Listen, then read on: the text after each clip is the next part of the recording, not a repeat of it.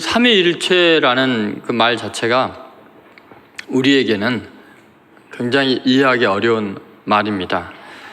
이 삼위일체라는 것이 이제 성경에 계시된 하나님의 아주 독특한 특성이고 존재 양식이기도 하죠. 그래서 성부, 성자, 성령 이 세 위격을 가지고 계시면서 이 세 위격은 동일한 본질을 공유하고 유일한 실체로서 존재한다, 이런 교리입니다. 뭔 말인지 모르시겠죠?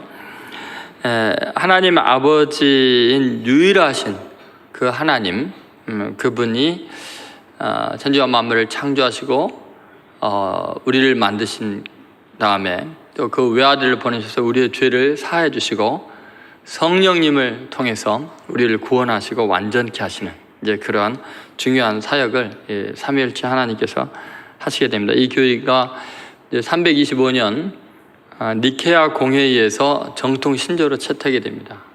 그리고 다시 한번 확인이 되는데 451년 칼케돈 공의에서 또 정통적인 가장 중요한 교리로 인정이 되죠. 그래서 하나님의 이 놀라운 그 존재 양식 삼위일체, 이것이 정통 기독교와 이단을 가르는데 아주 중요한 역할을 해옵니다. 성경적으로 완벽하게 강조되는 아주 중요한 교리죠. 여러분, 삼위일체라는 게 어떤 내용으로 설명을 해도 우리는 이해가 안 가고 인식이 안 됩니다. 근데 성경은 그렇게 말하죠. 예를 들어서 성경에서 삼위일체 교리는 창세기 1장 1절부터 나와버리니까요, 부인할 수가 없습니다. 예를 들어서 태초에 하나님이 천지를 창조하시니라. 이 하나님이라는 단어 자체가 우리는 한 분으로 생각을 하잖아요. 그런데 하나님이라고 할 때 하나님이 복수로 쓰여 있습니다. 엘로힘, 하나님이라는 말 자체가 복수로 되어 있는데 신기한 것은 동사는 단수 동사를 쓰고 있습니다. 그러니까 다시 말해서 we라고 해놓고 am 이렇게 하는 거예요. 보통 we are 이래야 되잖아요, 영어는. 근데 그런 실수를 할 수가 없잖아요. 왜냐하면 유대인들이요, 하나님이라는 단어가 성경을 쓰다가 나오면은 그 붓을 버리고 새 붓을 가지고 목욕을 다시 한 다음에 와서 하나님 이름이 나온 다음에 다시 쓰거든요. 그렇게 철저한 분들이 주어와 동사를 다르게 쓰겠어요. 그러니까 하나님의 아주 놀라운 계시와 섭리에 의해서 그 하나님의 그 본성이 지금 드러나 있는 거죠. 예를 들면 인간을 창조하신 다음에 우리의 형상대로 우리의 모양을 따라 사람을 만들고, 하나님이 한 분이시라면 뭐라 해야 돼요? 나의 형상을 따라 내 모양대로 이래야 되잖아요. 근데 우리의 이렇게 나오잖아요. 그것을 이제 많은 신학자들은 천상회의를 말한다. 그러니까 하나님이 천사들 다 불러놓고 이렇게 이야기한다 하지만 이미 창세기 처음부터 하나님의 영이 순행에 운행하시고, 그러니까 하나님이 있고 또 하나님의 영 이야기가 이미 나오고 있지요. 그리고 말씀으로 창조했는데 요한복음 1장 1절에 보면 태초에 말씀이 계시니라. 이 말씀이 하나님과 함께 계셨으니 곧 이 말씀은 하나님이시니라. 여러분, 함께 있는데 함께 있다고 그러면 다른 거여야 되잖아요. 각각이 함께 있는 거니까. 그런데 이 말씀이 곧 하나님이시니라, 이런 표현이 되어 있거든요. 결국은 창세기 1장부터 성부, 성자, 성령님이 같이 역사하신 것을 알 수 있습니다. 그럼 여러분, 도대체 어떻게 그게 가능하냐? 우리들은 왜 이렇게 이해하기가 어려운가? 그 이유가 있어요. 하나님은 우리의 존재 양식이나 차원을 완전히 뛰어넘어서 존재하는 분이기 때문에 그래요. 예를 들어서 창세기 1장 1절에 태초에 하나님이 천지를 창조하시나. 제가 나중에 시간 있으면 자세히 하겠습니다만, 자, 태초에라는 건 시간이 시작되기 전이잖아요. 그죠? 이제 시간이 딱 만들어지는 거예요. 천지를 창조했다는 건, 천은 뭐예요? 공간이죠. 우주. 지는 뭐예요? 땅, 물질이죠. 그러니까 공간과 물질이 만들어지기 전에 존재한 분이 하나님이죠. 왜냐하면 이걸 만든 분이니까. 그러면 시간이 존재하기 전, 공간과 물질이 존재하기 전에 존재하셔서 이것들을, 이 3차원의 세계를 다 물질이고 공간이고 시간이고 다 만든 분이니까, 하나님은 물질이 있기 전에 존재한 분이니까 물질의 어떤 원리와 이거에 갇혀있는 분이 아니죠. 시간에 구속되지 않죠. 그래서 하나님은 어제나 오늘이나 영원토록 동일하다는 것은 하나님에게 있어서 과거, 현재, 미래는 의미가 없어요. 왜요? 과거, 현재, 미래라는 개념 자체, 시간의 흐름 자체가 하나님에 의해서 창조되었기 때문에, 영원 속에 존재한 분이기 때문에 과거도 현재처럼 미래도 현재처럼 하나님에게는 늘 느껴질 수 있는 거죠. 이런 것들이 우리 시간 속에 갇혀있는 물질인 우리에게는 이해가 안 되는 거예요. 그래서 예수님이 하나님은 뭐라고요? 영이시니 그랬죠? 예배하는 자가 신령과 진리로 예배할지니라. 하나님의 영이시라는 거예요. 그러면 하나님이 영이시면은 영적인 특성에 맞게 그분의 존재 양식을 이해해야지 내 머리로 내가 경험한 세계는 물질 하나처럼 이야기하는 거죠. 자, 물질이 3개가 있으면, 사과가 3개 있으면 3개지 이게 하나예요? 아니잖아요. 그죠? 물질은 아무리 노력을 해도 3개가 하나가 안 돼요. 그럼 물질이기 때문에 그러죠. 공간의 제한, 또 이 시간의 제약이 있기 때문에 그래요. 그러나 하나님은 영이시기 때문에 이것들이 존재하기 전에 존재한 분이니까 3분이면서 동시에 한 분일 수가 있는 거예요. 그건 우리가 이해할 수 없는 다른 존재 차원이 있기 때문에 그래요. 여러분, 개미가요 아무리 똑똑해갖고 지네들끼리 단합을 하고 머리를 짜고 어마어마한 일들을 해도요 저의 정신의 세계, 영적인 세계 이해할까요? 그건 절대로 안 돼요. 피조물이 피조물도 이해 못하는데 피조물인 우리가 창조주 하나님의 존재 양식을 이해한다는 게 가능해요? 네, 불가능해요. 그러나 우리가 이해하지 못하는 것이 왜 이해하지 못하는 것인지 논리적으로 이해가 돼요. 그래서 우리가 하나님을 믿는 거예요. 이해가 안 되는 것이 이해가 되기 때문에. 그리고 이해가 안 되는 것이 당연한 거지. 예를 들어 보세요. 만약에 삼위일체가 말도 안 돼라고 말하는 건 도대체 하나님은 뭘로 아는 거예요? 지수준으로 알고 물질로 아니까 그렇죠. 그러나 하나님을 왜 믿어요? 자, 여러분이 기도하는 거, 신앙생활 한다는 건요 삼위일체 하나님을 믿기 때문에 신앙생활이 가능해요. 자, 기도를 하고 계시죠? 이분이 지금 우리가 이 예배를 드릴 때 하나님이 이곳에 임재해 계신 거 믿습니까? 믿음이 좋으시네. 여기 계시죠? 그러면은 길 건너편 신촌 성결교회 하나님이 지금 예배 드리고 있을 때 거기 계실까요? 아니, 여기 계신다며. 그럼 거기 어떻게 계세요? 우리나라에 수천 개의 교회에서 지금 동시에 예배를 드리고 있거든요. 하나님은 어느 교회에 가 계실까요? 예배 시간 바꿔야 되는 거 아니에요? 줄 서가지고. 자, 여러분이 기도를 간절히 하나님께 합니다. 간절히 여기서 기도, 하나님 살려주세요 막 하나님과 대화하고 있어요. 그럼 미국에서 기도하는 성도는 지금 줄 서서 한참 기다려야 돼요? 번호표 받고 있어요, 여러분? 기도할 때? 아니, 어떻게 수억만 사람들이 기도를 하는데 동시에 하나님을 개인적으로 홀로 만나는 것처럼 이야기할 수 있냐고. 그럴 수 있어요, 없어요? 인간들은 안 돼요, 그죠? 그래서 브루스 올마이트라는 영화를 예전에 나온 거 보면은 거기도 혼돈을 일으키는 걸 볼 수 있죠. 그러니까 여러분 보세요. 하나님은 영이시기 때문에 여기에 계시면서 동시에 편지에 계실 수 있어요. 다른 교회도 계실 수 있어요. 내 기도를 홀로 나와 만나시면서도 동시에 미국에 있는 또는 뭐 북한에 있는 지하교회에 있는 성도들하고도 홀로 만날 수 있어요. 동시에. 영이시니까 완벽하신 거예요. 전능하신 거예요. 전지하시다는 게 그런 거고요. 편지하다는 게 그런 거예요. 그래서 우리가 하나님을 믿는 거지. 우리가 순서 기다려서 그러려면 우리가 급할 때 기도를 하려면 순서를 어떻게 기다리겠어요? 그러니까 여러분, 하나님이 삼위일체라는 것은요 하나님의 존재에 대한 믿음의 가장 기본적인 거예요. 만약에 하나님이 성부, 성자, 성령으로 존재하시면서도 동일한 본질과 세 위상을 동시에 가능하다. 그러면서도 한 분은 하나님이다. 이게 불가능하면요 우리의 모든 종교적인 활동이라는 것은 다 위선이고 거짓이죠. 여러분 믿습니까? 삼위일체 하나님 이제 확실히 믿으실 수 있겠죠? 네, 성경에서 무수하게 예수님이 말씀하셨어요. 나와 아버지는 하나이다. 나를 본 자는 아버지를 보았거늘 어찌하여 아버지를 보이라고 하느냐. 그렇죠? 네, 여러분 꼭 성부, 성자, 성령 그 하나님을 여러분의 하나님으로 고백하시기를 주의 이름으로 소원합니다. 그래서 이제 성령 강림주일이 지난주에 있었고요. 이어서 이 성령 강림에 대한 아주 중요한 말씀을 하려고 합니다. 동일한 하나님이세요. 여러분 성부 하나님, 성령 하나님, 성자 하나님 이 세 하나님은 똑같은 하나님이세요. 우리를 창조하시고 우리를 구원하시고 우리를 새롭게 하시는, 우리를 사랑하시는 하나님이신 줄로 믿습니다. 그래서 하나님께서요, 천지와 만물을 만들어 주시고 그 독생자 예수님을 보내주시고 그 다음에 우리에게 또 성령님까지 보내주시는 거예요. 그래서 내 영을 부어주리니 그랬어요. 자, 왜 영을 부어주시려고 하실까요? 그 첫 번째, 영을 부어주셔야 되는 이유 중에 한 가지가 뭐냐면 우리의 인간의 죽은 영의 상태 때문에 그래요. 자, 16절에서 17절 한번 16절만 한번 읽어보도록 하겠습니다. 이는 곧 선지자 요엘을 통하여 말씀하신 것이니 일렀으되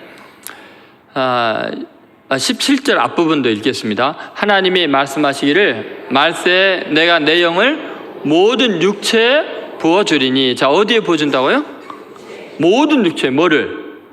하나님의 영, 성령님을 부어주리니 그랬어요. 그러면 여러분, 모든 육체에 부어주겠다 그랬을 때, 그럼 부어주기 전, 성령을 부어주기 전에 인간의 상태가 뭐라고요? 육체라고 표현이 되어 있어요. 모든 육체. 육체라는 표현이 좀 이렇게 좀 세련되게 나와서 그렇죠.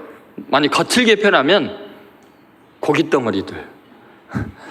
이걸 생각해보세요. 이걸 정확하게 표현하면은 짐승이나 다를 바가 없는 육에 속한 존재들, 이런 거죠. 여러분, 거기에 거룩한 하나님의 영을 부어주겠다는 거예요. 영적인 사람으로 만들겠다는 거예요. 자, 생각해보세요. 하나님께서 처음에 아담을 흙으로 빚어서 만드셨죠? 육체를 만들었어요. 움직일 수 있었어요? 그냥 고깃덩어리에 불과했어요. 근데 어떻게 했어요? 주님이 그 코에 생기를 불어넣었더니 비로소 생영이 된지라 그랬죠. 살아있는 영이 됐다는 거예요. 인간은요, 인간이 인간일 수 있는 것은 산 영이기 때문이에요. 육체 덩어리가 아니라 그 육체 속에 영이 들어가서 산 영이 된 거예요. 여러분, 다시 말해서 우리 육체는 영혼의 집이에요. 우리 육체를 왜 만드셨냐면 영을 거하게 하기 위해서요. 영이 거하는 곳이 육체이기 때문에. 그래서 산 영이 되었다, 영체가 된 거죠. 영의 몸을 입게 되는 거죠.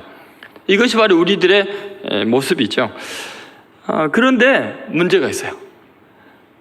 인간이 범죄함으로 죽게 된 거죠. 창세기에 2장 17절에 인간이 범죄하게 될 경우에 선과 악을 알게 하는 나무의 실과를 먹게 되면 어떻게 된다고요? 먹는 날에는 반드시 죽으리라 그랬거든요. 근데 아담이 선악과 땅 먹고 바로 죽었어요, 안 죽었어요? 수백 년 동안 애를 낳고 살잖아요. 안 죽었네? 말씀대로 안 이루어졌나요? 아니에요. 이미 죽은 거예요. 그 안에 영이 죽은 거죠. 다시 말해서 육체가 돼버린 거죠. 영이 죽으니까 다시 육체가 돼서 그 남아있던 영적인 흔적으로 그냥 짐승처럼 사는 거예요. 그러니까 이제 심각한 문제들이 일어나는 거죠. 그럼 어떻게 움직이느냐? 여러분, 이 육은요, 영이 있어야 움직이거든요. 제대로 구실을 하거든요. 그러니까 하나님의 영이 떠나가 버리는 거예요. 죽은 영이 되니까, 죽은 몸이 되니까 귀신의 영이 들어가는 거예요. 그 육체는 영의 집이기 때문에 빈 공간으로 진공 상태로 있을 수가 없어요. 빈 공간이라는 건 뭐예요? 빈 진공 상태가 됐다는 것은 죽어 있다는 거거든요. 그런데 이게 살아 움직이고 있다는 것은 뭔가 다른 영이 들어가서 주인 노릇을 하고 있을 때 움직이게 되는 거죠. 이게 중요합니다. 여러분, 그래서 하나님께서 영을 부어주시겠다라는 것은 우리에게 주인을 바꿔주겠다는 거예요. 우리 속에 있는 더러운 귀신들이 우리의 인생을 인도하고 이끌어가는 주인이었는데, 거룩한 하나님의 영이 들어가서 우리를 영이 살아있는 거룩한 사람으로 바꿔주겠다는 거죠. 지난 수요 예배 때 정말 하나님의 성령님께서 강력하게 우리 교회 가운데 임재하시고 역사하시는 것을 경험했습니다. 근데 그 중에 스펄전 목사님이 하신 말씀 중에 이런 말씀이 있었죠. 같이 한번 읽어보겠습니다. 하나님께 복종하지 않으면 당신은 결코 마귀에게 저항하지 못한다. 당신은 계속해서 마귀의 폭압적 권세 아래에 있게 될 것이다. 누구를 당신의 주인으로 삼을 것인가? 하나님인가 마귀인가? 둘 중 하나는 반드시 주인으로 삼아야 한다. 주인 없는 사람은 아무도 없다. 여러분, 우리의 육체는 영혼의 집이기 때문에 주인 없는 집은요, 폐가가 되거든요. 여러분, 시골에 가보신 적 있어요? 주인 없는 집 보신 적 있어요? 사람이 안 쓰면 더 깨끗하게 있어야 되는 거 아니에요? 신기하게 다 허물어져 내리죠. 주인이 없으면요 무너지거든요. 그러니까 지금 살아있다는 것은 뭔가 주인이 있다는 거거든요. 여러분 안에. 아유 무슨 말인데 내 인생의 주인은 난데 참말 맞습니다. 그 안에 귀신이 들어있든지 성령님이 거하시든지 둘 중에 하나. 그 펄전 목사님이 하시고 성경에 나와 있는 이야기죠. 예수님께서 그런 이야기를 많이 하셨어요. 오셔서 아주 막 가는 곳마다 하는 게 귀신 쫓아내는 게 예수님 일이었잖아요. 그런데 예수님 이런 비유했죠. 한 사람에게서 귀신이 나갔는데 이 귀신이 두루다니면서 자기 거할 곳을 찾는데 들어갈 곳이 없어요. 다 이미 다른 귀신들이 들어가 있으니까. 그래서 어떻게 해요? 찾다 못 찾아서 자기가 나갔던 집으로 다시 가보니까, 그 사람에게 가보니까 깨끗이 청소되어 있고 비어 있으니까 어때요? 7명 더 되는 자기 친구 귀신들 데리고 들어갔다는 거예요. 그래서 전의 형편보다 나중의 형편이 더 어려워졌다 이런 이야기를 하시잖아요. 여러분, 우리는 영혼의 집이라는 것을, 육체라는 것이 집이라는 것을 잊지 않아야 돼요. 그래서 하나님의 성령이 거하시지 않으면 결국은 귀신이 거할 수밖에 없어요. 예수님께서 이 땅에 오신 목적이 뭐냐면 우리의 죄를 십자가의 보혈로 씻어주시고 거룩한 성령님이 들어갈 수 있도록 준비해 놓는 거예요. 그래서 예수님께서 우리를 위해서 십자가에 죽으시고 부활하신 다음에 하신 일이 뭐였어요? 제자들에게 나타나셔서 숨을 내쉬면서, 이 표현은 아담과 하와를 처음 만드신 다음에 하나님께서 숨을 그 코에 불어넣으시는 거하고 똑같은 거죠. 성령을 받으라 하셨잖아요. 그죠? 예수님이 십자가에 죽으신 목적은 우리의 죄를 용서하는 것이 최종적인 목적이 아니에요. 죄를 용서하신 목적은 뭐냐? 우리의 영혼을 깨끗하게 해가지고 성령 받게 하려는 게 목적이에요. 그래서 베드로가 오늘 이 본문 거의 끝부분에 가면은 사도행전 2장 38절에 이 성령 강림의 사건에 대해서 설명을 할 때 이런 유명한 설교를 했어요. 기독교 신앙의 구원받는 핵심을 이 한 절에 딱 요약해 놓은 거죠. 자, 한번 같이 읽어보겠습니다. 베드로가 이르되 너희가 회개하여 각각 예수 그리스도의 이름으로 세례를 받고 죄 사함을 받으라. 그리하면 성령의 선물을 받으리니. 여기 보면은 베드로가 회개하라 그러죠. 그 다음에 예수 그리스도의 이름으로 세례를 받고 죄 사함을 받으라. 이게 기독교의 끝이 아니에요. 대부분의 기독교가 여기서 끝나는 줄 알아요. 이게 목적이 뭐예요? 그리하면 성령을 받으리니. 결국은 죄 사함을 얻게 하고 이 모든 신앙이 가능하게 하는 예수님 십자가에 죽으신 목적이 뭐였어요? 그리하면 뭐를 받는 거예요? 성령의 선물 받게 하려고. 다시 말해서 우리의 육체 속에 하나님의 완전하신 영, 너무너무나 사랑스럽고 거룩하고 멋진 능력이 충만한 그 영이 우리에게 임하게 하시려는 것이 우리를 위해서 십자가에 죽으신 목적이에요. 그러니까 여러분, 진정한 의미의 완성은 예수 그리스도의 영으로 충만한 거예요. 자, 이제 다른 종교를 한번 생각해 봅시다. 다른 종교에서 아주 강조하는 게 뭐냐면요, 욕심을 비우라는 거예요. 마음을 비우라는 거예요. 속에 있는 탐욕스러운 영을 비우라는 거예요. 그리고 자기의 깊은 자아를 취하라는 거죠. 그게 득도라고 그래요. 완전히 자기를 비우는 거, 깨끗한 거. 그것은 완전히 솟고 있는 거예요. 깨끗하게 비워 놓으면요, 귀신들이 너무 좋아합니다. 막 들어가는 거예요. 근데 여러분, 고도의 영이 들어가는 거예요. 거기에 거룩한 성령님이 들어가지 않으면 더 많은 귀신이 들어가요. 그러니까 진공 상태가 목적이 아니라니까요.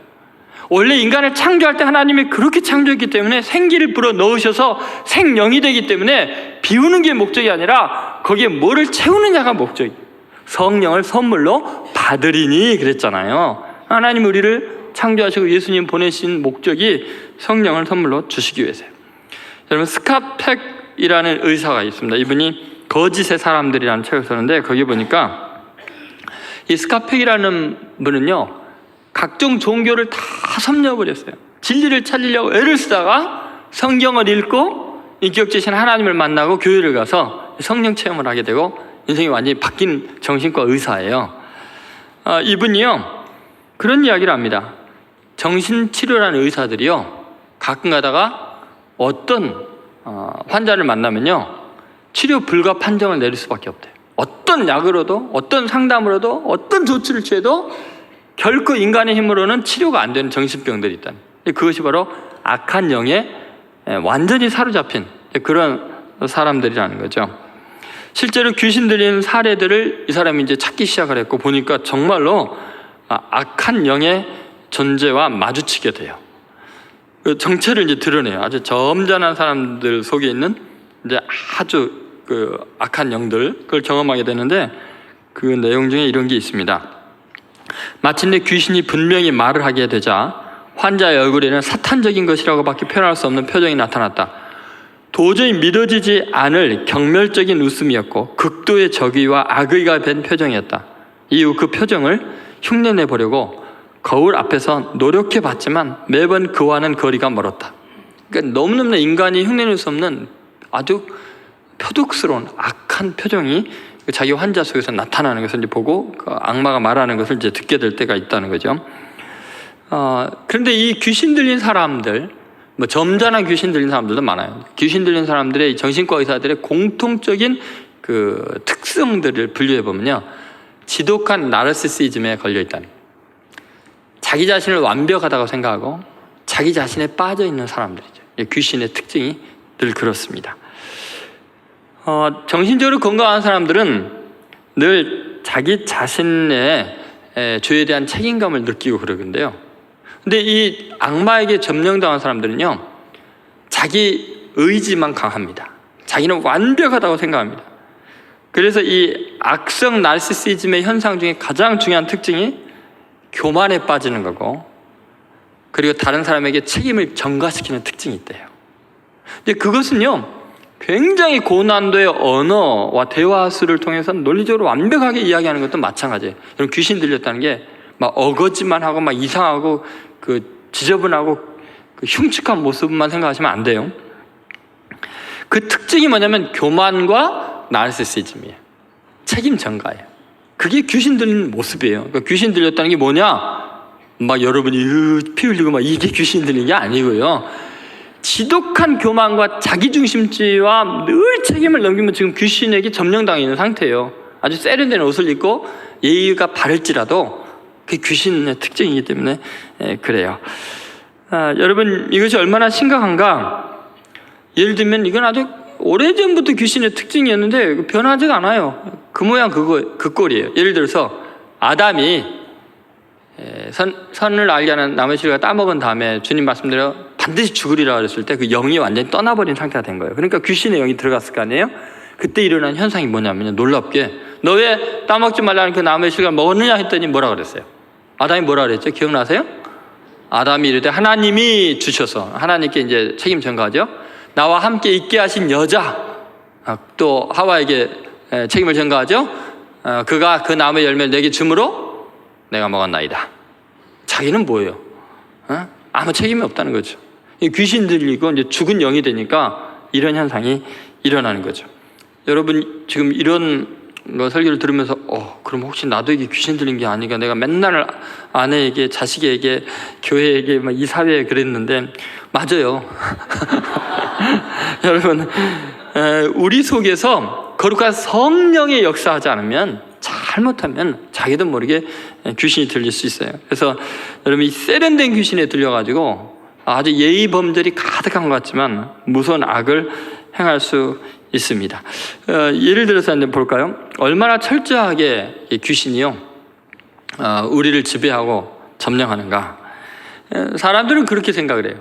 귀신 들리면 아까 스펙캇 그 사람이 이야기한 대로 흉악한 표정을 짓는 경우도 있지만 그건 아주 수준 낮은 저급한 귀신들의 활동이고요.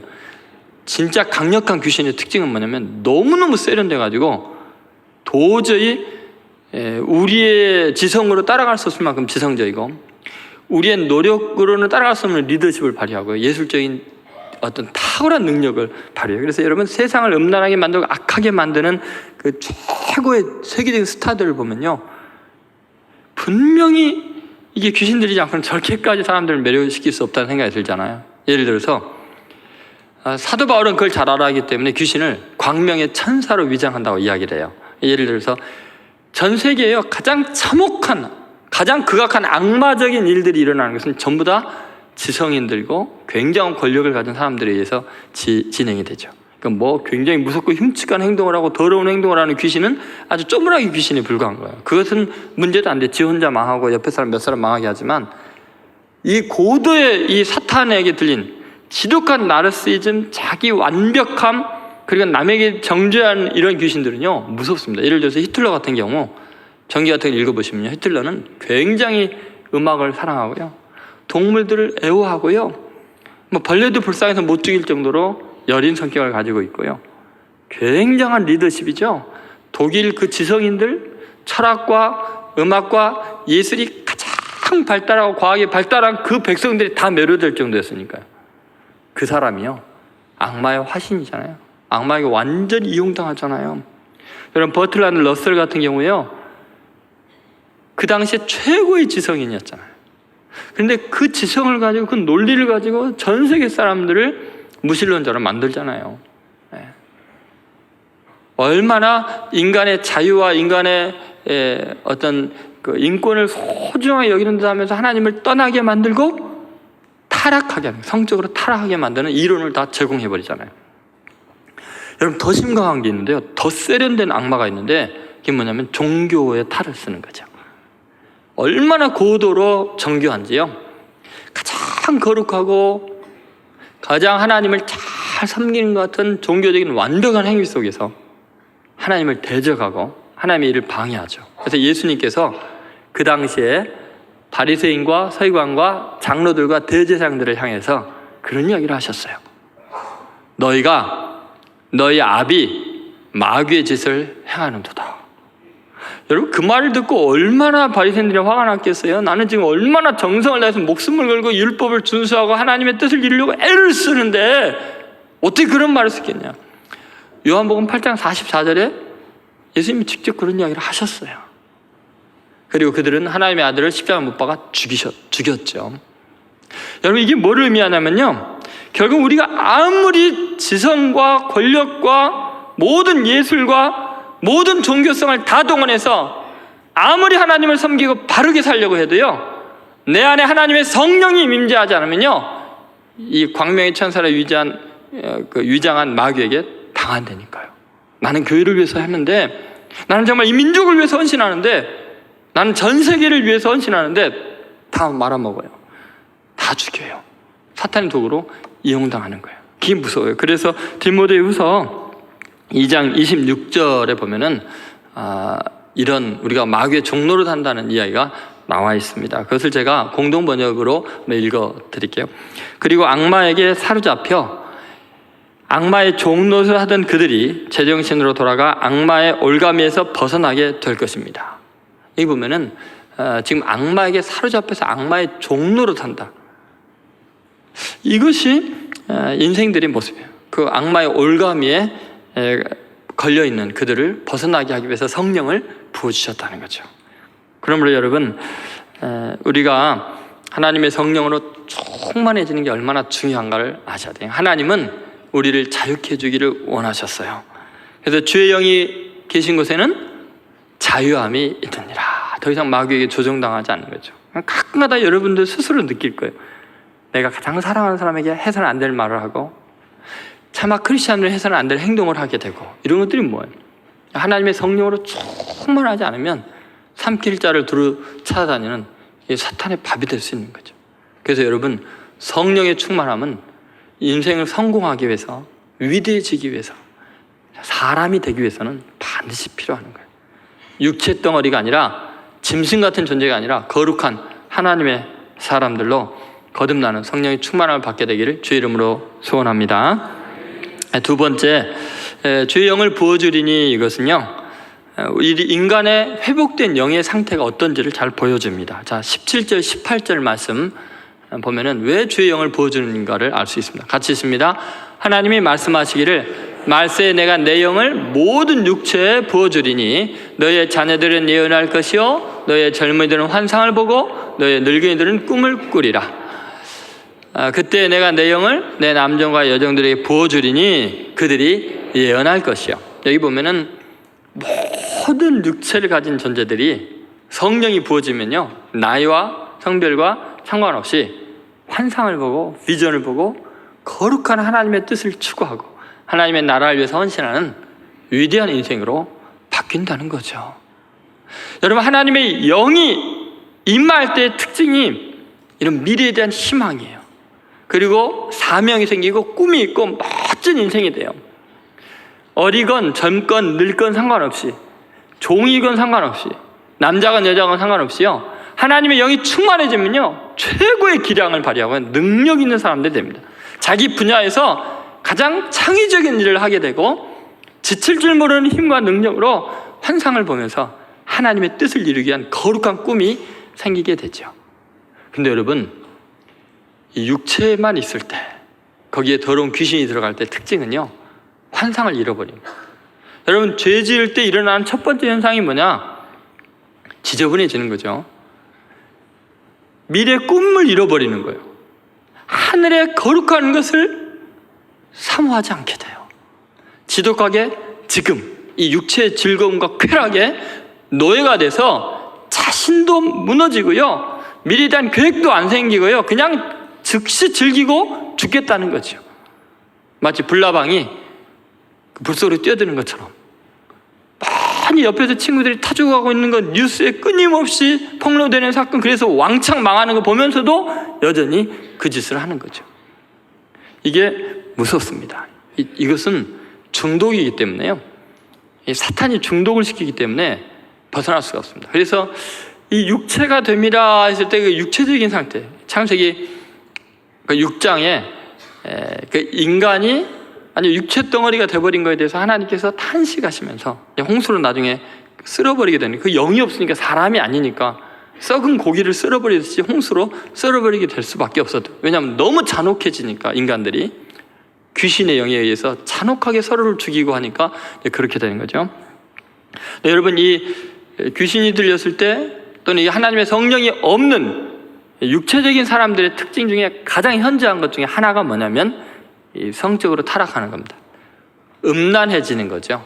그것이 아주 전형적인 특징입니다. 왜냐하면 육체가 대민이라 했으니까 육체의 즐거움밖에는 모르는 인생들이 되는 거죠.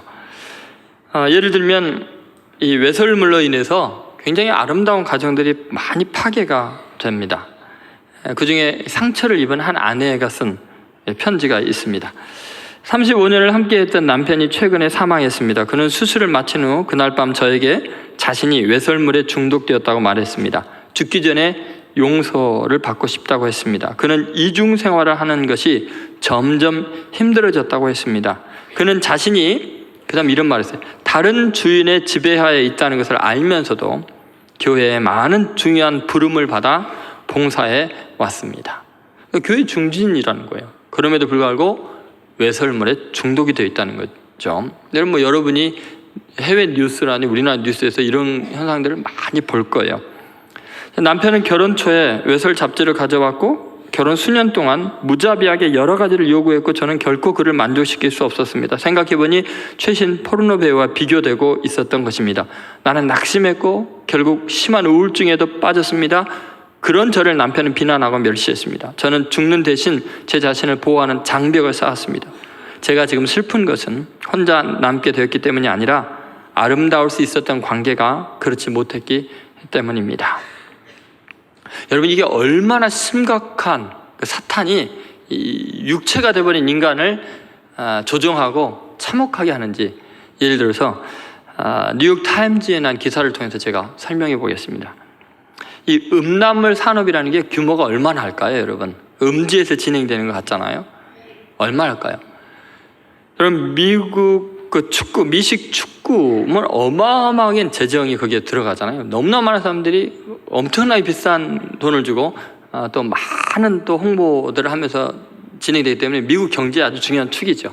또 프로농구 뭐 선수 연봉도 어마어마하죠.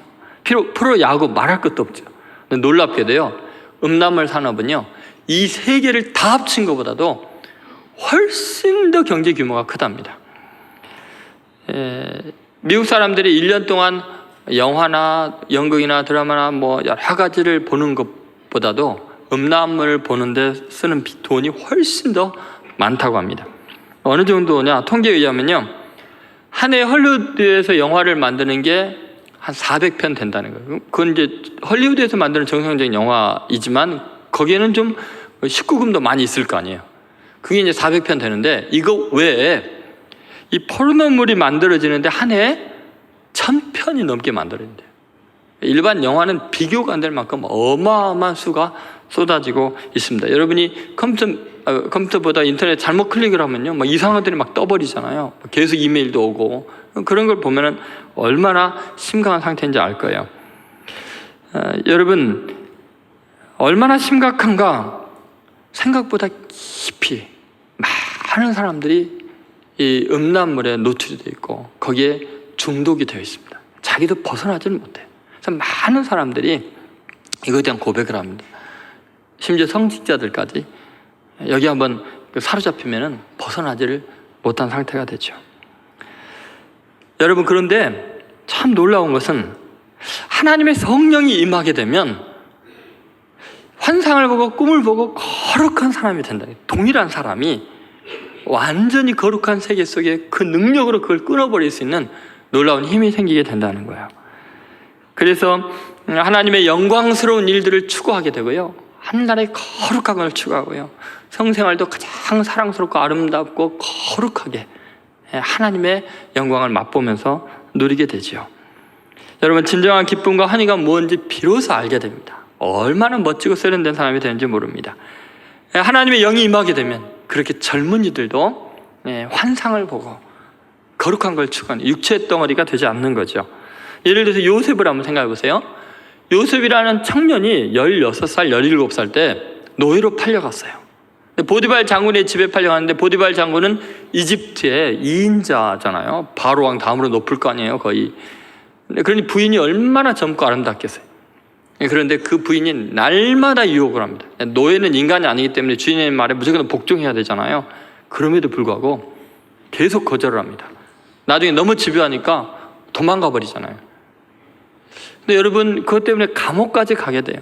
근데 그때 요셉은요, 어머니도 일찍 돌아가시고 객지에 혼자서 외롭잖아요. 청년의 20대 나이잖아요. 그럼에도 불구하고 내가 어찌 이 큰 악을 행하여 여호와께 득죄하리까. 하나님의 영이 충만하니까 그 육체의 더러움에서부터 완전히 자유로워하잖아요. 환상과 꿈을 보잖아요. 하나님을 대면하고 살잖아요. 그게 가능한 거예요. 하나님의 영이 충만하면 이런 일이 가능한 거예요. 가장 절망적인 노예 자리에서요, 거룩한 삶을 추구하잖아요. 멋지잖아요. 이러한 능력이 있는 거예요. 그래서 하나님의 성령이 임하게 되면 자유함이 생기는 거죠. 고린도후서 3장 17절에 그 유명한 말씀이 있습니다. 같이 읽겠습니다. 주는 영이시니 주의 영이 계신 곳에는 자유가 있느니라. 여러분 이 모든 중독으로부터 집요하게 내 인생을 파괴하고 꿈을 위해 달려가지 못하게 하고 시간과 물질과 육체를 낭비하고 죽이는 그 모든 중독으로부터, 어둠의 세력으로부터 자유하게 하시려고 주님이 우리에게 성령을 부으신 줄로 믿습니다.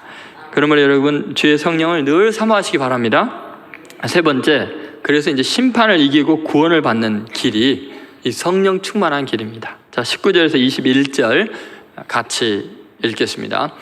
또 내가 위로 하늘에서는 기사를, 아래로 땅에서는 징조를 베풀리니 곧 피와 불과 연기로다. 주의 크고 영화로운 날이 이르기 전에 해가 변하여 어두워지고 달이 변하여 피가 되리라. 누구든지 주의 이름을 부르는 자는 구원을 받으리라 하였느니라. 아멘. 여기 보니까 이 육체가 되니까 이제 처음에 노아의 홍수 때는 이 육체가 된 인간들, 타락한 인간들을 물로 쓸어 버렸는데 이제는 마지막 때는 불로 하나님이 심판을 하시겠다는 거죠.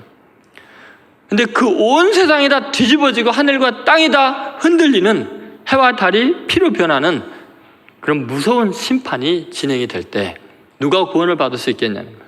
누가 거기서 벗어날 수 있겠냐는 거예요. 놀랍게도 주의 이름을 부르는 자는 구원을 얻으리라 라고 이야기했어요. 근데 누가 주의 이름을 부를 수 있겠어요? 육체의 더러움에 젖어 있는 완전히 타락한 영혼들이 주의 이름을 부를 수가 없잖아요. 그런데 그것을 가능하게 하는 것이 성령의 역사입니다. 그래서 고린도전서 12장 3절에 보면 그 진리가 나와 있습니다. 한번 같이 읽어보겠습니다. 그러므로 내가 너에게 알리노니 하나님의 영으로 말하는 자는 누구든지 예수를 저주할 자라 하지 아니하고 또 성령으로 아니하고는 누구든지 예수를 주시라 할 수 없느니라. 여러분, 며칠 전에 한 분에게 세례를 줬어요. 병상 세례를 줬어요. 그 전에 또 한 달 전 정도는 또 그 할머니 한 분을 찾아가서 요양원에서 이제 병상 세례를 줬어요. 근데 며칠 전에 주신 그분은 57세 나이에 이제 돌아가셨는데 몇 달 전에도 가서 복음을 전했는데요. 안 믿겠대요. 죽음이 그늘이 있는데도 안 믿겠대요. 가족들도 다 안 믿고. 그런데 죽기 불과 이틀 전인가 3일 전에요. 세례 좀 달라고. 예수 좀 믿게 해달라고. 그분이 그런 거예요. 그래서 가서 세례를 선포하는데 아멘 아멘 하는 거예요. 그렇게 거절했던 분이. 그리고 편안하게 가요. 근데 그 전에는요, 아무리 설명을 해도 믿지 않던 분이 신기하게 예수님을 영접하고 믿고 편안하게 가는 거예요. 죽기 전에. 이 성령으로 아니하고는요, 아무리 주위에 있는 친척들이 가족들이 예수 믿으라 해도 안 믿더라고요. 근데 하나님의 성령이 때가 돼서 감동하시니까 자기 스스로 세례 받고 싶다고 예수님 영접하고 그렇게 편하게 천국으로 가요. 그 몇 달 전에 세례를 줬던 그 할머님은요, 인상을 보고 제가 섬찟했어요. 너무 무섭게 생기셔가지고. 그 노인인데 그냥 여기다 이게 다 뭐라 그래요? 이렇게 막 이게 뭐 칠한 이게 인쇄를 한 거라 그러나요? 제가 뭐라 하는지 모르겠다. 근데 그거를 해갖고 그게 다 이게 털이 빠졌는데도 이게 간 남아 있으니까 진하게 있으니까 인상이 너무 무서운 거예요. 그래서 제가 복음을 전하다가 할퀴면 어떻게 하나 막 이런 생각도 들고 그랬는데 이분이요, 진심으로 우리 교회 와서 말씀을 듣고는 인생이 바뀐 거예요. 자기가 제일 미워하는 게 자기 아들이었대요. 그런데 미워하는 이유가 설교를 들으면서 자기의 죄를 깨닫고 보니까 자기가 남편에게 당했던 것이 너무너무나 서럽고 이 분노와 증오로 가득 차 있는데 아들이 남편을 꼭 닮은 거예요. 그래서 이 죽은 남편에 대한 복수를 아들한테 계속 해야 됐는데 설교를 들으면서 자기가 얼마나 흉악한 죄인지를 깨달아서 통곡을 울면서 아들한테 미안해했고, 지금은 이렇게 마음이 편하고 자꾸 자기가 죄인이라는 생각이 들고 이게 아들 때문도 아니고 남편 때문이 아니고 나 때문이야. 나 때문에. 이거 뭐예요? 귀신이 떠나가고 성령이 임하니까 이게 가능하죠. 내가 세례 받고 싶습니다. 나도 예수님 바르게 믿고 싶습니다. 이 성령의 역사가 아니면 이런 일이 불가능하다니까요. 근데 그분의 그 간증을 들으면서 하나님의 영이 얼마나 위대한가. 평생을 증오 속에서 독한 마음으로 살았던 사람이요, 나 때문입니다. 회개하고 돌아오더라고요. 성령으로 아니하고는 누구든지 예수를 주시라 할 수 없는 거예요. 자기가 죄인인 걸 깨닫지 않는 사람은 절대 예수를 주라고 할 수가 없잖아요. 그러니까 여러분, 내가 내 영을 부어주리니 라는 것은 저주와 증오와 음란함과 악함이 가득한 인간을 자유케 해주고 구원하는 능력을 주시겠다는 거예요. 그 은혜가 얼마나 크고 놀랍습니까? 여러분, 우리는 이 하나님의 성령의 역사를 기대해야 돼요. 하나님께서 우리를 위대하게 만들고 구원하기를 원하시는. 그러니까 여러분, 누구든지라고 말하잖아요. 누구든지라는 것은 예전에 너의 삶이 어땠든, 지금 뭐에 중독되어 있든, 너가 좀 벗어나지 못한 어떤 힘이 있든 누구든지 주의 이름을 부르는 자는 구원을 얻으리라 그랬어요. 여러분, 지금 힘든 거 있어요? 자기 성격? 습관? 그리고 내가 벗어나지 못한 뭔가, 지금 내가 물질의 노예가 되거나 돈의 노예가 되건 권력욕에 있건 명예욕에 사로잡혀 있건 아니면 성적인 문제이건 주의 이름을 부르세요. 주님, 저 좀 살려주세요. 성령님, 내게 오셔서 나를 자유케 해주세요. 나도 멋지고 자유로운 위대한 생애를 살기를 원합니다. 누구든지 주의 이름을 부르는 자는 구원을 얻으리라 했잖아요. 부르짖으세요. 다시 하나님의 성령으로 충만하게 해달라고, 나 좀 살려달라고. 정말 멋지고 위대한 지난 날들은 다 잊어버리고 새 사람이 되어서 새로운 인생을 출발할 수 있게 성령님 도와주세요. 주님 이름을 부르세요. 내 마음 그리스도의 집이라는 책이 있는데요, 1000만 부 이상이 팔린 세계적인 베스트셀러입니다. 제가 어렸을 때도 이거 읽고서 제 신앙생활을 많이 체크했어요. 로버트 멍어라는 분이 쓴 책인데요, 거기 보면은 에베소서 3장 16절 17절에 있는 말씀을 우화적으로 쓴 정말 명작입니다. 아주 짧아요. 여러분 꼭 읽어보세요. 여기에 이제 내용은 이제 그런 것입니다. 에베소서 3장 16절 17절 한번 같이 읽어보겠습니다. 그의 영광의 풍성함을 따라 그의 성령으로 말미암아 너희 속사람을 능력으로 강건하게 하시오며 믿음으로 말미암아 그리스도께서 너희 마음에 계시게 하시옵고 너희가 사랑 가운데서 뿌리가 박히고 터가 굳어져서. 여러분 이 말씀 보면요, 믿음으로 말미암아 그리스도께서 어디에 계세요? 너희 마음에 계시게 하시옵고. 여러분 이 말은 뭐냐면 성령의 능력이 우리에게 임할 때 하나님의 영, 다시 말해서 삼위일체라 그랬잖아요. 성령님이 내 안에 들어오시는 것은 예수님이 내 마음에 들어오는 거랑 똑같아요. 하나님이 내 마음에 들어오는 거예요. 삼위일체 하나님이니까. 그러면 내 마음에 계신다는 것은 거처를 함께 한다는, 같이 산다는 거예요. 여러분이 손님이 들어오면 손님 어서 들어오세요 하고 이제 거실에 어서 이제 앉히시잖아요. 그리고 이제 여러 가지 이야기 나누잖아요. 또 안방에도 구경시켜 줄 수 있고 다 할 수 있죠. 근데 여러분이 손님을 모시고 왔을 때 그 손님으로 있는 동안에는 손님이 이거 왜 여기다 뒀어? 이 TV 맨날 보려고 여기 가운데다 뒀어요. 저 구석으로 치우세요. 손님 말 못해요. 그죠? 주인이라면 어떻게 할까요? 가구 이쪽으로 옮기세요. 할 수 있겠죠. 이거는 갖다 버리세요. 주인이면 할 수 있죠. 여러분이 예수 그리스도를 손님으로 모시고 있는 동안에는요, 절대 여러분의 삶에 변화가 없어요. 여전히 귀신이 여러분 주인이에요. 근데 예수님을 여러분의 주인으로 모시면, 주로 고백하면, 주라고 부르게 되면 구원을 얻는다는 게 뭐냐면 이게 바뀌어진다는 거예요. 내 삶의 모든 것이. 그래서 누구든지 그 다음 뭐를 부르면? 주의 이름을 부른다는 거예요. 예수님을 주님으로 인정하면 구원을 받는 거예요. 어떤 얽매임과 저주와 사주팔자와 고난과 역경과 모든 중독으로부터 구원을 얻을 줄로 믿습니다. 그래서 주의 이름을 부르는 것은 명의 이전하는 거예요. 오늘 이 시간에 여러분 마음에 결심하세요. 주님, 내 마음의 주인으로 오십시오. 내 삶의 구석구석, 내 삶의 영역 모든 건 내 집의 주인으로 삼으셔서 나를 자유케 하시고 성령의 능력으로 충만하게 하셔서 하나님의 나라와 영광을 구하는 정말 멋지고 위대한 최고의 실력자들, 영광스러운 존재가 되게 하옵소서. 그렇게 승리하는 성도들 되시기를 주의 이름으로 축원드립니다.